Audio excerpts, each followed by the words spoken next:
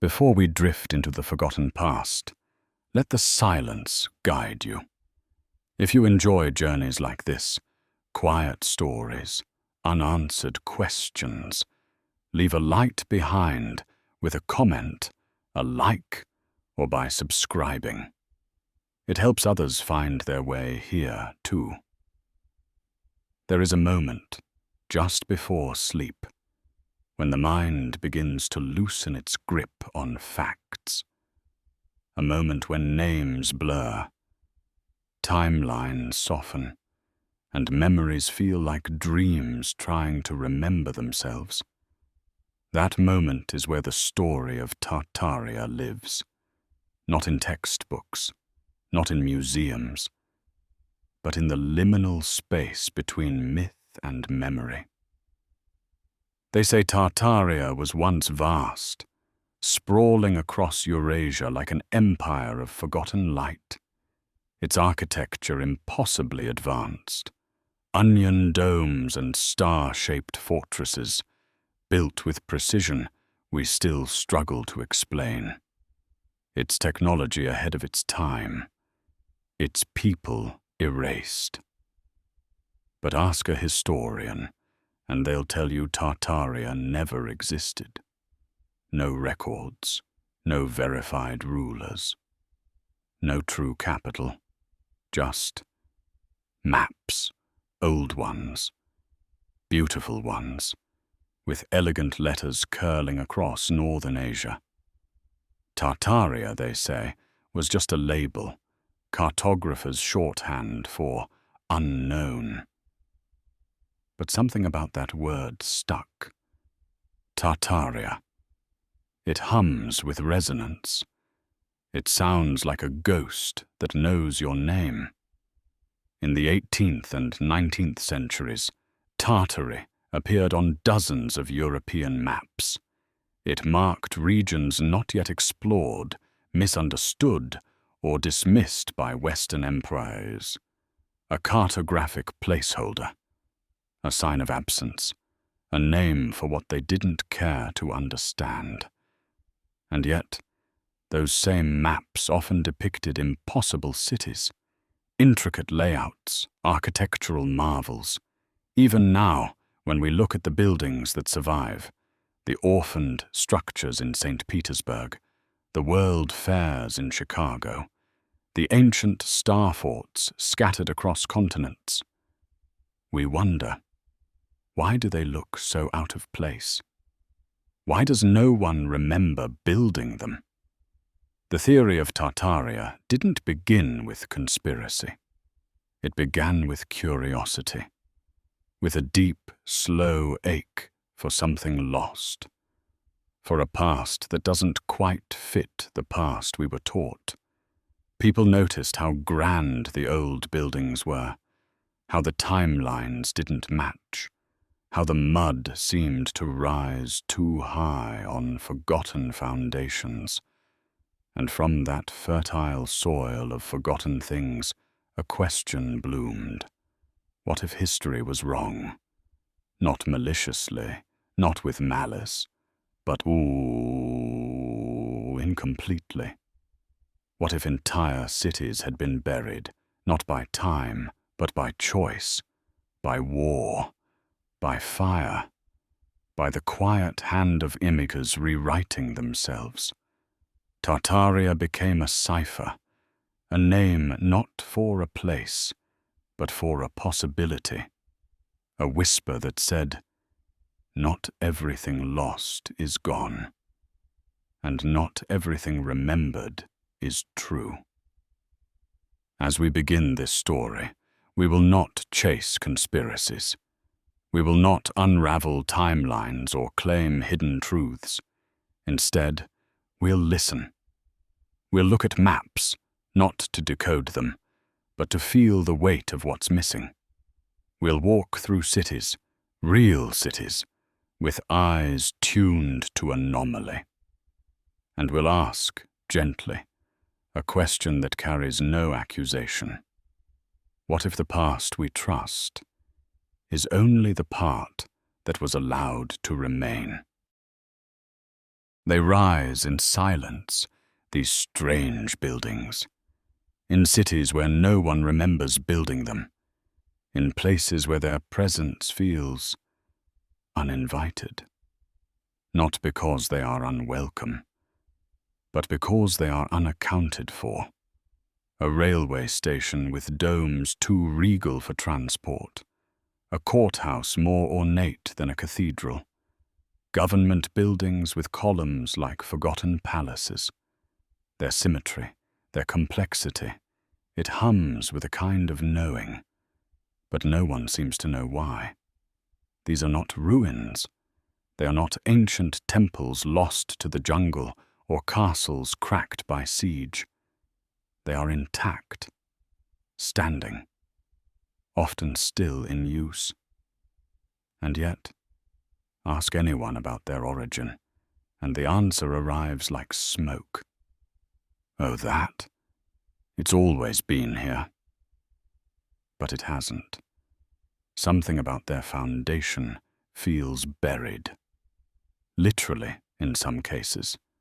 Half-submerged windows, basements that look like once grand floors, entrances oddly low, like the earth has crept up over time.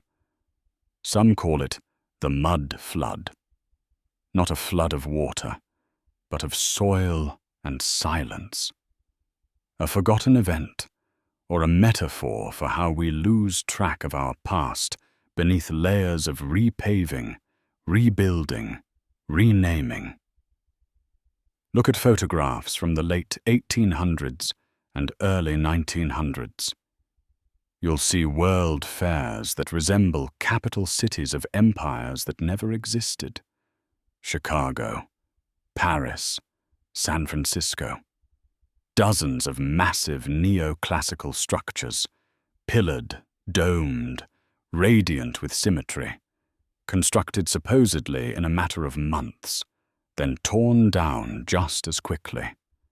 Who builds cities only to erase them?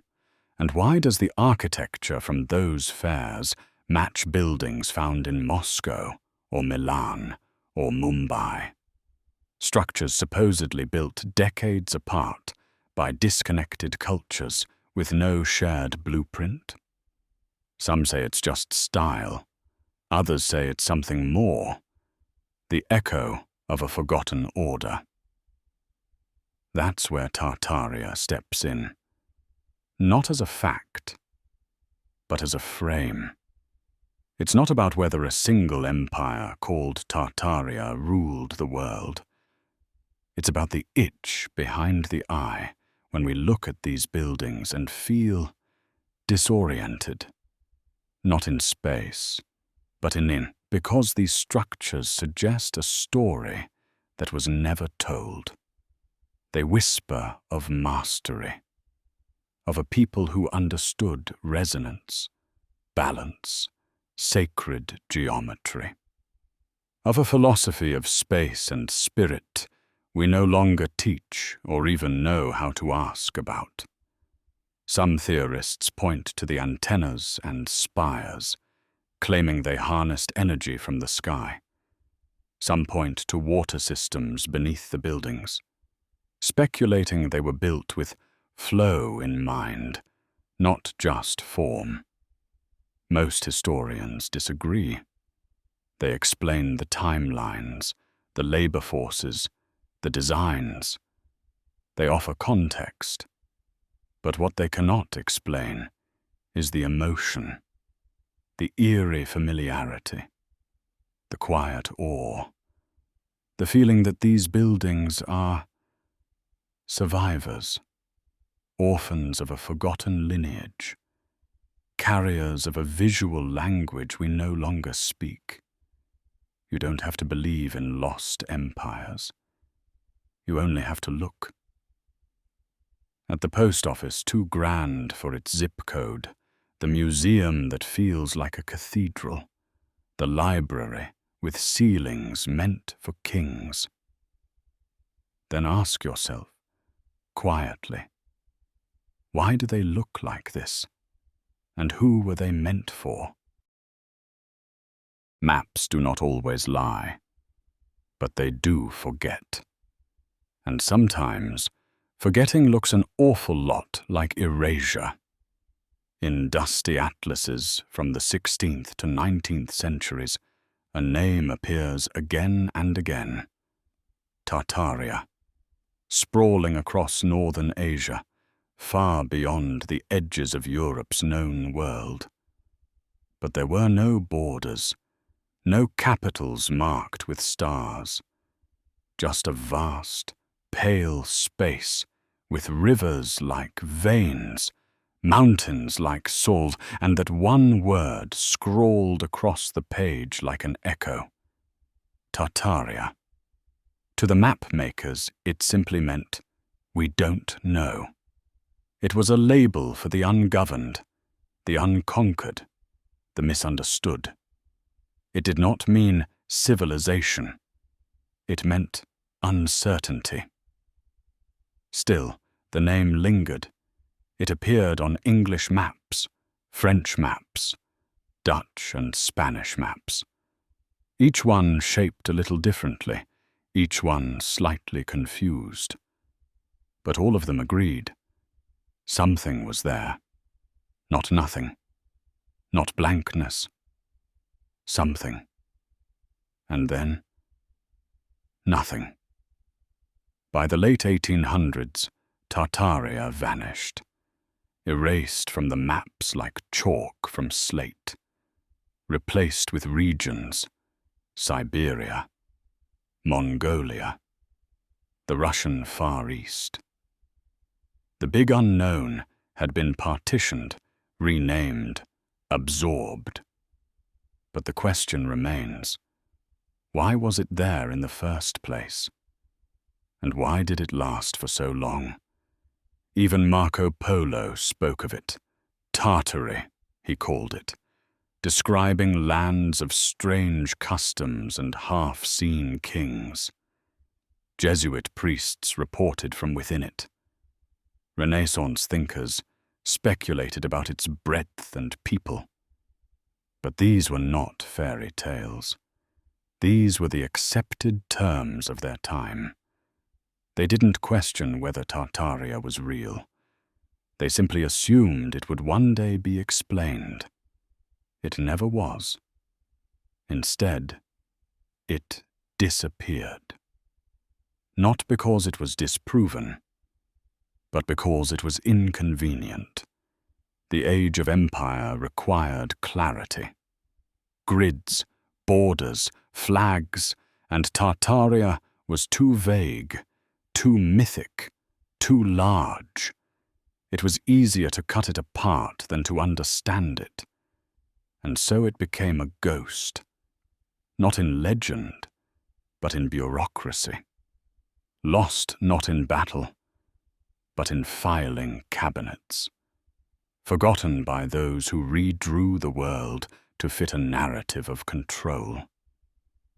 Today we look at those old maps like dreams left out in the sun, their colors faded, their details odd, their names unfamiliar. We ask, were they wrong, or were they remembering something we've since forgotten? Some say Tartaria was never a place, only a projection, Europe's anxiety about the unknown. Others say it was a memory, faint, fragmented, but real. A story passed down in ink and sketch, a whisper in a cartographer's hand. And maybe that's all it ever needed to be. Because a map isn't just a guide to where things are. It's a reflection of what we believe exists. And when belief changes, so do the maps. Tartaria wasn't conquered. It was overwritten. And in that quiet redrawing, something was lost. Not an empire, perhaps, but a question. A beautifully unanswered question. History is loud when it wants to be. It writes itself in dates, decrees, conquests and crowns. It speaks in victories and losses, names and monuments. But there is another kind of history, the kind that says nothing, that leaves behind no proclamation, no blueprint, no author. Only stone, only silence. Tartaria lives in that of silence.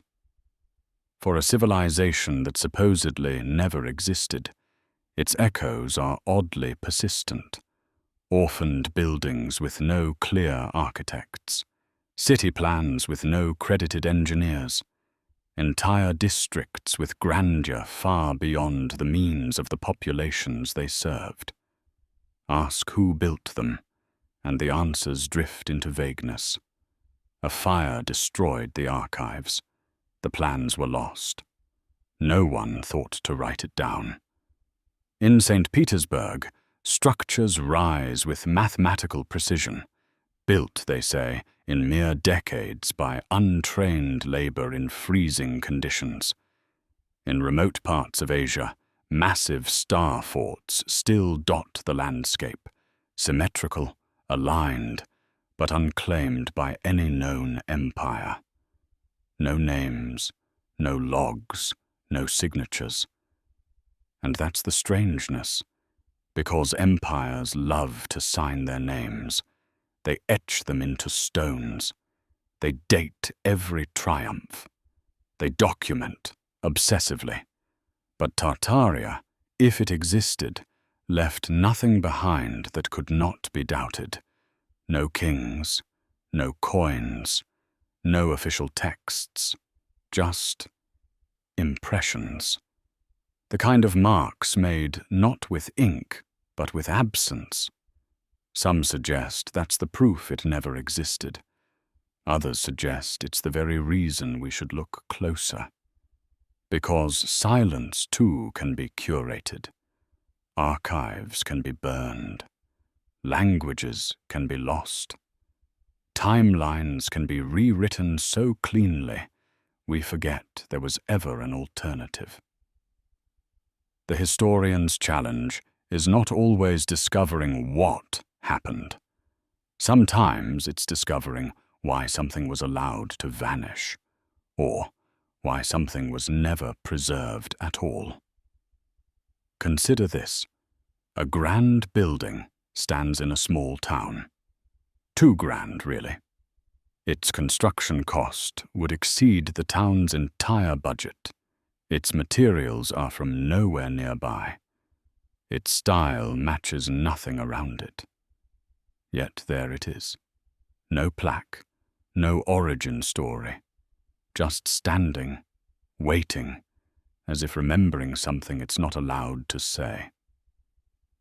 Multiply that story by 100, 1,000, and you begin to understand the quiet that surrounds Tartaria.